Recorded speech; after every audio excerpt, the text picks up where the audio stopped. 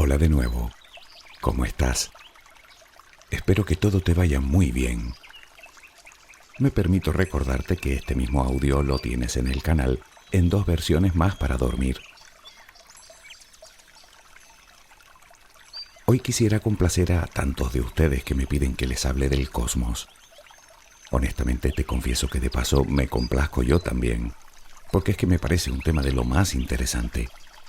Tal vez no seas tú una de esas personas. Bueno, en ese caso tengo que decir que lo siento muchísimo. No sabes lo que me gustaría que pudieras ver en el universo, la belleza que veo yo. No obstante, si tienes la intención de cambiar de audio, déjame antes decirte que hablar de esas cosas brillantes que pueblan el cielo de noche es hablar también del lugar donde todo comienza, o al menos casi todo, como por ejemplo nuestra propia existencia. Sí, la tuya y la mía, y la de todo el mundo. En el fondo es hablar de la conexión que existe entre el universo y tú, y mucho más directa de lo que llegas siquiera a imaginar. Piensa un momento en el mundo, con todo lo que contiene. Prácticamente todo inició su andadura en una estrella. ¿No te lo crees? Durante miles de años, los alquimistas persiguieron principalmente 2 objetivos. Uno era la vida eterna, el elixir de la eterna juventud. No queda ninguno vivo, por lo que no debieron tener mucho éxito en el empeño. El otro, convertir cualquier material en oro, la famosa transmutación. De nuevo fracasaron estrepitosamente. Si te fijas, hoy seguimos excavando para encontrar oro. Es decir, que seguimos sin poder hacerlo. Y es que para producir oro, o plata, u oxígeno, o carbono, o hierro, o mercurio, o calcio, o azufre, se necesitan unas condiciones de calor y presión que de momento, y aún con toda la tecnología de la que disponemos, no podemos recrear ni de lejos. ¿He logrado despertar tu curiosidad? ¿Quieres saber de dónde vienes? Piensa por un momento en tu edad. Es intrascendente si tienes más o si tienes menos. Ahora piensa en la edad de todos y cada uno de los átomos que te forman. ¿Dirías que tienen la misma edad que tú? Pues no, tienen muchísima más. Pero entonces, ¿de qué edad estamos hablando? Bien, para dar respuesta a esta pregunta te propongo conocer una historia. La historia concreta de uno de esos átomos. Pongamos como ejemplo un pequeño y humilde átomo de hierro que tengo ahora mismo en un glóbulo rojo de mi sangre. Con toda seguridad me llegó desde un animal o desde un vegetal. Es decir, que antes de mí ya estuvo en otro ser vivo. Pero ese átomo lleva aquí tantísimo tiempo que a saber cuántas veces habrá estado en la cadena alimentaria. Quizá una vez pudo formar parte de un dinosaurio o de otro animal o planta aún más antiguos. Y antes pudo esperar durante millones de años en el fondo de algún mar primitivo. Y mucho antes pudo estar en las profundidades de la Tierra y ser expulsado al exterior por un volcán en forma de magma, junto con otro montón de materiales. Pero ¿desde cuándo lleva aquí? Bueno, lo más probable es que ese átomo lleve en la Tierra desde que se formó el planeta, unos 4.500 millones de años. La pregunta que sigue es, ¿cómo llegó hasta aquí? Ese átomo de hierro, al que le estamos siguiendo a la pista, permaneció durante muchos millones de años, nadie lo sabe, formando parte de una partícula más pequeña que un grano de arena, vagando por el espacio, en una enorme nube de gas y polvo, unas 500 veces más grande que todo nuestro sistema solar. De poder echar un vistazo en ella, hubiéramos encontrado sobre todo hidrógeno y helio, y por supuesto el resto de elementos químicos en distintas proporciones, como por ejemplo mi átomo de hierro. Vale, ¿y quién puso ahí esa nube? La responsable fue una explosión descomunal, ocurrida muchos miles de millones de años atrás, que expulsó todo ese material al vacío. A esas explosiones las llamamos supernovas. Si te preguntas qué fue lo que explotó, simple, una estrella gigantesca, probablemente cientos de veces mayor que nuestro Sol. Pero volvamos a la nube de gas y polvo, donde se encuentra precisamente ese átomo de hierro que ahora tengo en mi cuerpo y que honestamente le estoy tomando cierto cariño. Algo debió suceder para que esa nube en la que estaba se contrajera. Pudo ser otra explosión cercana o una estrella que se acercó demasiado. El caso es que a partir de ese momento, la gravedad se hizo con el control, por lo que esa nube comenzó a contraerse y a acumularse, digamos, en un punto. Casi todo el gas y la materia terminaron en una esfera central que entre más grande se hacía, más gravedad generaba, por lo que más material atraía hacia sí. Pequeños restos quedaron girando en torno a ese centro en algo que podríamos comparar a un disco. Esos pequeños sobrantes darían lugar al resto de objetos que hay ahora mismo en el sistema solar: planetas, lunas, asteroides, cometas. Es decir, que ese átomo de hierro, del que llevamos un rato hablando, se salvó de ser engullido por dicha esfera, quedando en ese disco que formaría posteriormente la Tierra.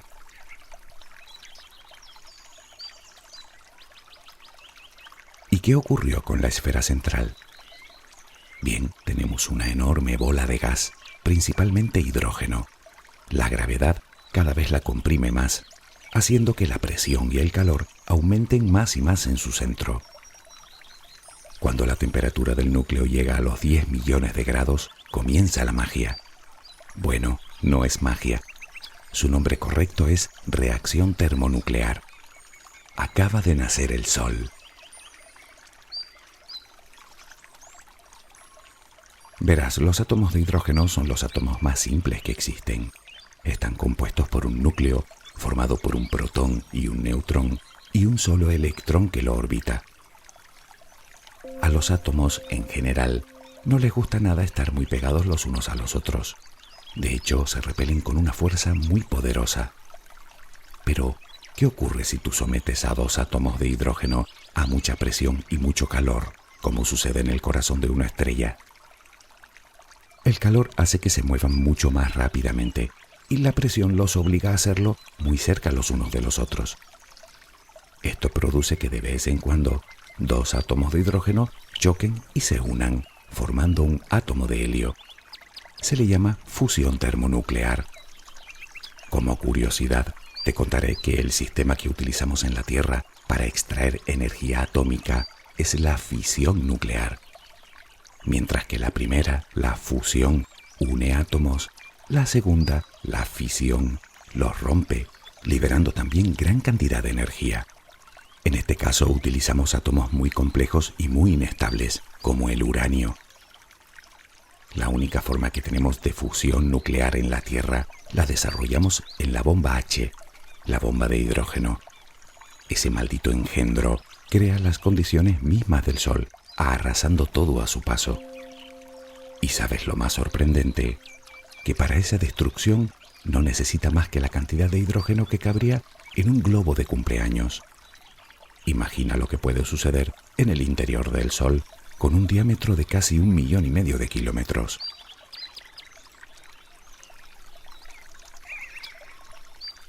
Estábamos en dos átomos de hidrógeno que chocan para formar uno de helio. Se da la circunstancia que el peso de un átomo de helio es inferior al peso de dos átomos de hidrógeno.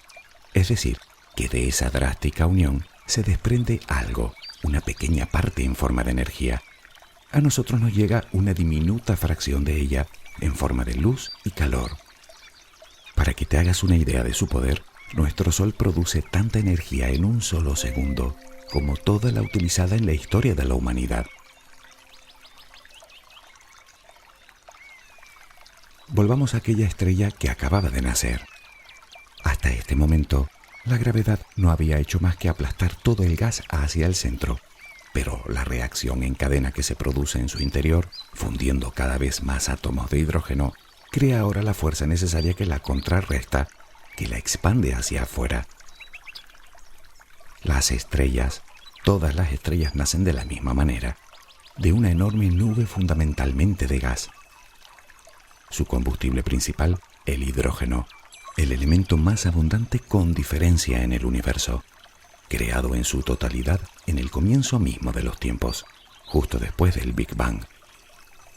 Este gas supercalentado da lugar al cuarto estado de la materia, el plasma. De eso están hechas las estrellas.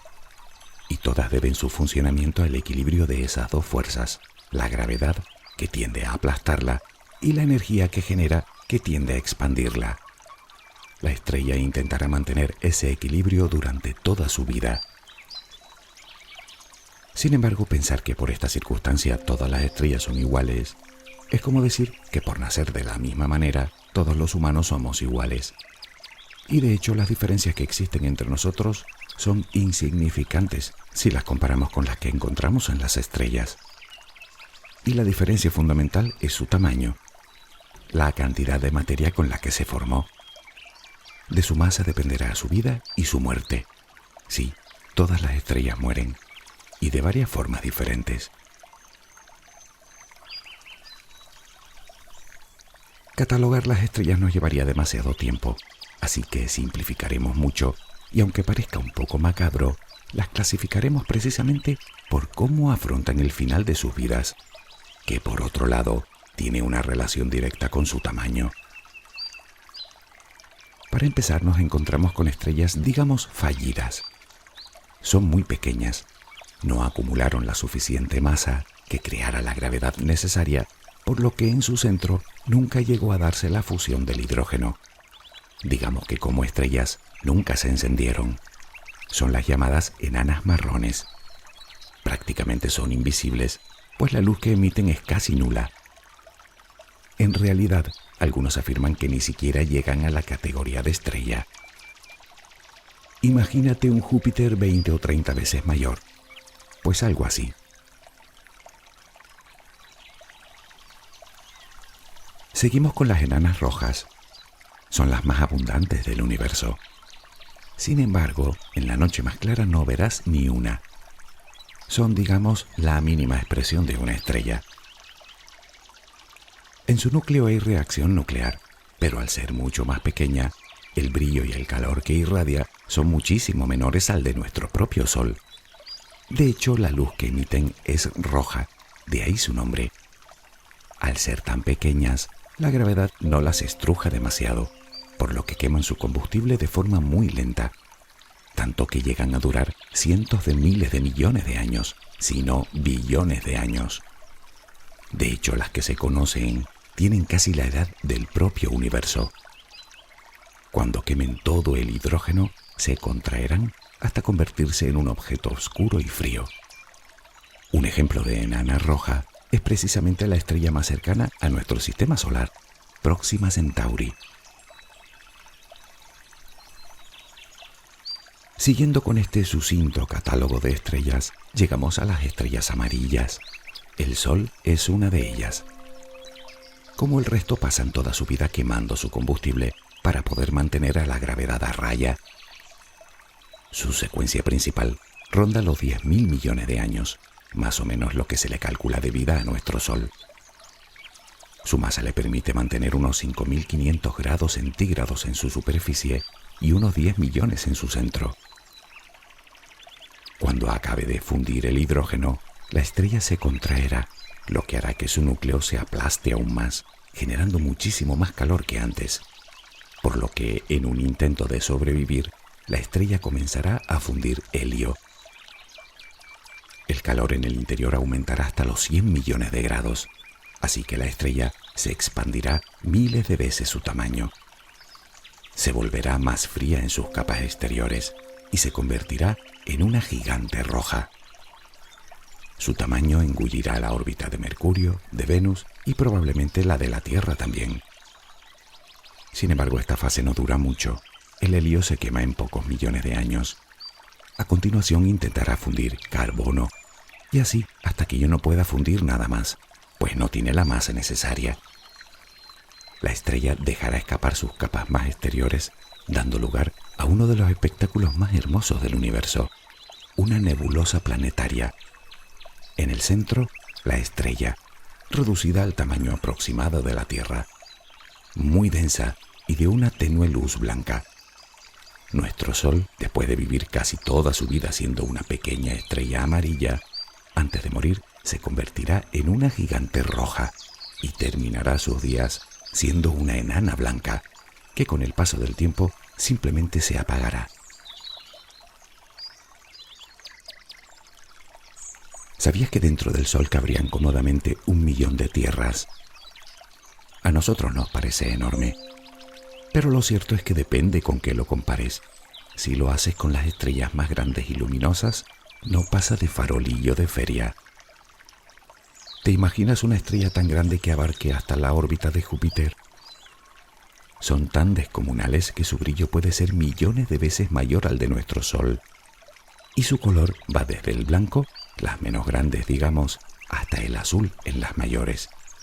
Por eso su nombre, gigantes azules o hipergigantes azules. Estas son las estrellas a cuyo final le debemos nuestra existencia.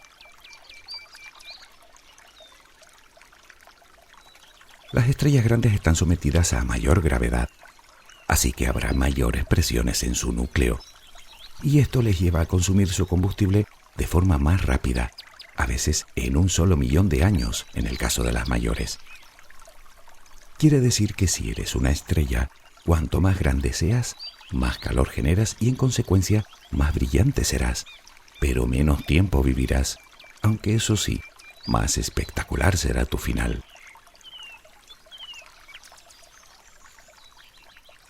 Te decía antes que las estrellas, cuando queman todo su combustible principal, el hidrógeno, intentarán fundir helio, y luego carbono, y luego oxígeno, y así sucesivamente, hasta que las más grandes llegan a intentar fundir el hierro que ellas mismas han creado. Aquí se detiene el proceso. Para fundir hierro con el fin de fabricar elementos más pesados, necesitamos unas temperaturas que ni el corazón mismo de una estrella puede producir. Entonces, ¿qué le ocurre a la estrella? Bueno, si no es de las más grandes, su núcleo se compactará bruscamente y reducirá su tamaño más o menos al de una ciudad. Lo hace muy rápidamente, en milisegundos, por lo que genera una onda de choque que hará que sus capas exteriores salgan despedidas hacia afuera con gran violencia, en forma de explosión. Esto es una supernova. Brilla tanto como toda una galaxia. Esa explosión es tan violenta que en ella se dan las condiciones necesarias para que se formen los elementos más pesados que el hierro, como el oro, por ejemplo. Sí, ese mismo que llevan los anillos. Lo que queda, como te decía, es de dimensiones diminutas comparado al original, de entre 10 y 15 kilómetros de diámetro. Tal es la presión que los átomos se rompen, quedando únicamente un amasijo de neutrones muy juntos, y de hecho, si la gravedad no termina de aplastarla, es por la fuerza con la que ya sabes que se repelen las partículas subatómicas. Así pues, es extraordinariamente densa. Una simple cucharadita de ese material pesaría 1.000 millones de toneladas. Si la dejas caer delante de ti, llegaría cómodamente al centro de la Tierra. La pequeña esfera queda girando a gran velocidad, a incluso cientos de revoluciones por segundo, y por sus polos emanan grandes cantidades de energía. En la Tierra, cuando apuntamos los radiotelescopios a ellas, recibimos precisamente pulsos de radio cada vez que uno de sus polos apunta hacia nosotros. De ahí su nombre, pulsar o estrella de neutrones.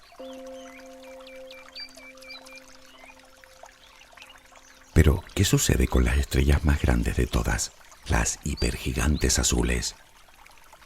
Bueno, piensa que todo funciona del mismo modo hasta que llegamos a ese punto en el que la estrella no puede seguir fundiendo ningún elemento más. La diferencia con las anteriores es obviamente su mayor masa, es decir, que el núcleo que queda es más grande y en consecuencia más pesado. En estos casos, la fuerza de repulsión de las partículas subatómicas no es suficiente para sostenerlo, por lo que la gravedad termina ganando la partida. Como cabe esperar, el núcleo de la estrella implosiona también, pero lo que queda no es del tamaño de una ciudad, ni de un barrio, ni siquiera del tamaño de una casa. Lo que queda es más pequeño que un guisante. Sus capas exteriores también salen despedidas por la onda expansiva, dejando una nube de gas y polvo. Pero, ¿y qué hay del centro? Bueno, reduce el Sol al tamaño de un guisante y verás lo que pasa. La gravedad que genera en un punto tan pequeño es tan inmensa que crea un agujero en el espacio-tiempo. Literalmente hablando, un agujero negro. Lo que sucede en su interior aún es un misterio.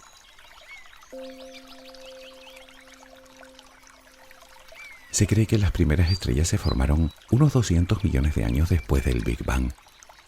El universo era aún muy joven y la cantidad de hidrógeno disponible hizo por aquel entonces estrellas descomunales que nacían, vivían rápido y morían expulsando al espacio casi todos los elementos químicos de la tabla periódica.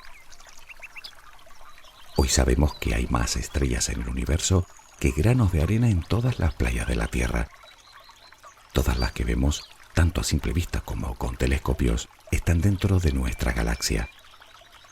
Entre 200.000 y 400.000 millones de estrellas se calcula que tiene, solo la Vía Láctea, como para estudiarlas todas. Pues hay más de 100.000 millones de galaxias.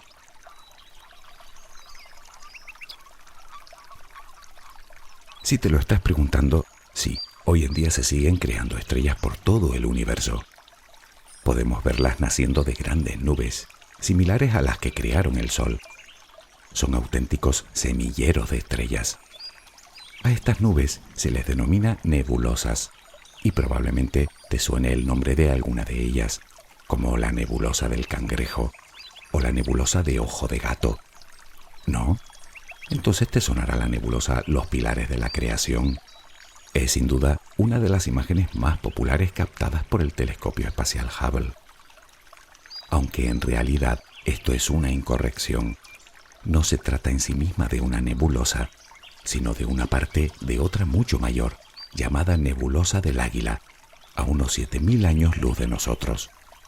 Un cúmulo de estrellas jóvenes, rodeado por una enorme nube de gas y polvo, de la cual nacieron y de la que siguen naciendo.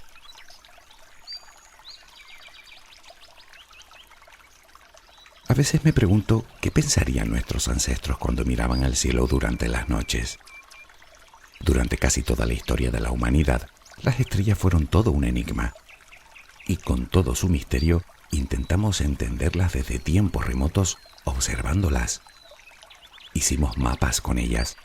Los llamamos constelaciones, que marcaban el rumbo, que contaban la historia, que daban pábulo a los dioses, que vaticinaban el futuro.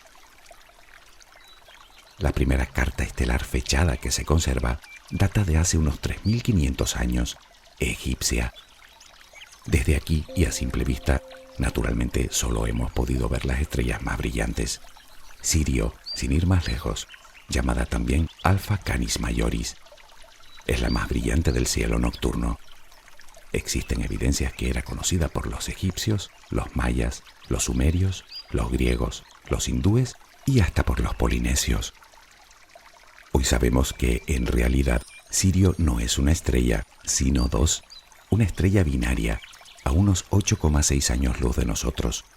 De hecho, es lo común, encontrar sistemas con 2, 3, incluso más estrellas.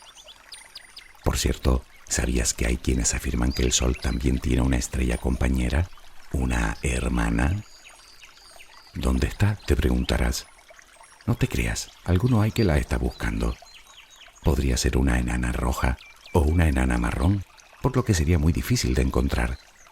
En cualquier caso, ya hace mucho que tiene nombre: Némesis.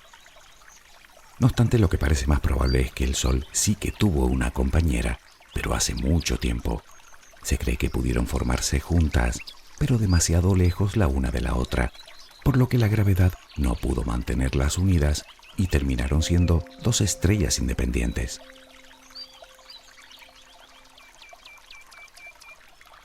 Y hablando de distancias, la otra cosa que también sabemos hoy es que están muy lejos las unas de las otras. La más cercana a nosotros la enana roja de la que hablábamos, Próxima Centauri, que por cierto forma parte de un sistema triple de 3 estrellas, se encuentra a 9 billones con B y medio de kilómetros, algo más de 4 años luz. Para que te hagas una idea, la nave más veloz que hemos creado hasta ahora tardaría en llegar unos 100.000 años. En general, las distancias entre ellas es tan grande que si 2 galaxias colisionaran, se cree que probablemente sus estrellas ni se tocarían. Creo que ya podemos completar la historia de mi átomo de hierro, que estoy entre tú y yo por ponerle nombre. Hace muchos miles de millones de años, quizá en los albores del universo, una estrella gigantesca explotó en una colosal supernova. Sus restos formaron una nube que vagó por el espacio hasta que algo hizo que se contrajera.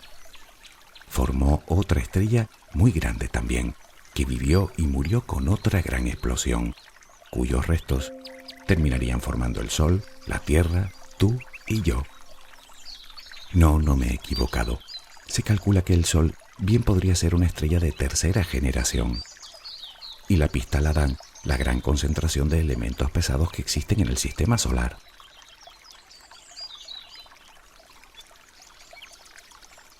Nadie sabe con certeza si fue así. Y de todos modos, tampoco te sabría decir en cuál de las 2 estrellas se creó este simpático átomo de hierro. Pero lo que sí sé es que su vida, al menos hasta ahora, no solo ha sido larga, sino de lo más apasionante. Pero, ¿y qué será de él cuando ya no esté en mí? Continuará de un lado para otro durante miles de millones de años, hasta que el Sol lo reclame. Algún día se encontrará en las capas más externas del Sol, cuando éste crezca en gigante roja y engulla a la Tierra. Y será expulsado de nuevo al vacío, pero esta vez no de forma violenta, sino suavemente. Llegará el momento en el que este átomo vuelva a formar parte de otra nebulosa, pero esta vez tan poco densa que por sí sola no podrá formar nada, donde permanecerá. Bueno, quién sabe. Puede que algún día lejano la gravedad de otro cuerpo celeste lo atrape y comience una nueva vida. O puede que se quede vagando por el espacio hasta el final mismo de los tiempos. ¿No te parece a ti curioso todo esto?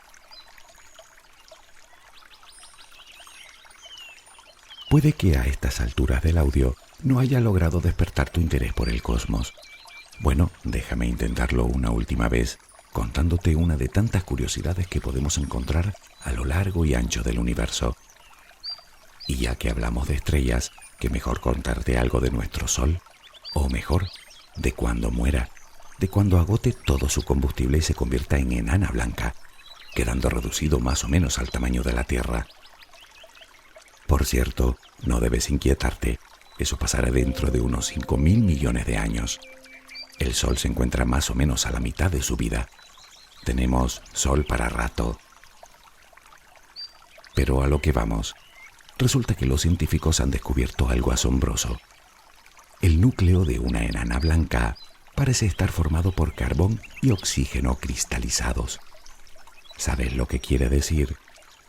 Que el núcleo de una enana blanca podría ser, en síntesis, un descomunal diamante. Claro que hablaríamos de un diamante de trillones de quilates. Demasiado ostentoso para mi gusto. He intentado dar un breve repaso a esas cosas que puedes ver en el cielo de noche, y lo he hecho siguiendo los pasos de un minúsculo átomo de hierro que tengo ahora mismo en un glóbulo rojo y que tal vez mañana ya no tenga. Porque si lo reflexionas un poco, ni siquiera puedo considerarlo mío. En todo caso, yo soy tan solo su depositario temporal, porque lo cierto es que él vivirá eones después de mí. Y podría haber contado la historia de un átomo que estuviera en tu cuerpo, aunque no creo que hubiera habido mucha diferencia, porque a buen seguro habría sido igual de apasionante. Creo que no existe una expresión que lo resuma mejor que esta. Tú y yo somos polvo de estrellas. Sin embargo, yo me quedo con otra reflexión. Si lo piensas, algún día los átomos de tu cuerpo y del mío y del de todos los seres vivos que hayamos hollado este mundo terminarán flotando de nuevo suavemente por el espacio, juntos en la misma nube. ¿Sabes lo que significa, no? Que ni entonces podrás librarte de mí. Espero que tengas una luminosa jornada.